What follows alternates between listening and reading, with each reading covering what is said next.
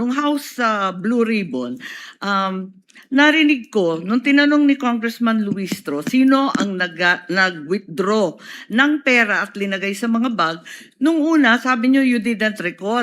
Matapos nun, medyo may leading question si Congresswoman nun eh. Kasi ang sabi, do you recall Miss Acosta? Do you recall Mr. Ortonio? Bigla ninyong naalala si Miss Acosta at si Mr. Ortonio. Tama ba yun? Ba't nagkaganon? Nung una, hindi ninyo maalala. Pagkatapos nun, naalala na ninyo.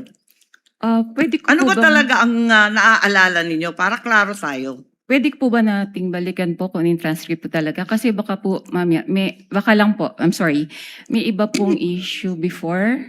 Tapos po natanong ako kung bakit ko po kilala yung dalawa. So baka po may iba Kasi pa nung pong una, story up behind. tinatanong kung nare-recall ninyo, sino naglagay ng pera sa mga bag? Sabi po ninyo na hindi ninyo maalala. Tama ba yun? Ang pagkakaalala Kindly ko po, wind up. ang pagkakaalala ko, sorry po. Ang pagkakaalala ko po, ang sinagot ko po yon na si Yes, Miss yes. Gina ang naglagay at si Mr. Ortonio. Ang hindi ko po ma-recall kung sino po yung naglabas na ng cash, Uy, hindi ng ko bags. tinatanong yon. Hindi yon ang tinutukoy ko. Ang tinutukoy ko, yung paiba-ibang sagot. Kasi nung una sabi nyo, hindi niyo maalala kung sino naglagay ng pera sa bag.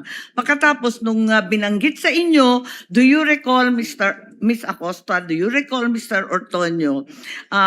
Naalala ninyo kung sino naglagay na yung dalawa. Bakit ganon? Yun lang po.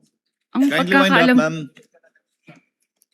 ang pagkakaal- Considering that Miss Acosta is allegedly the payee, bakit hindi niyo yun naalala kaagad? Doon ako nagtataka. Wala po akong matandaan na sinabi ko na hindi ko ma-recall po yung naglagay ng pera sa bags. Ang alam ko po, nare-recall ko kung sino po ang naglabas ng bags.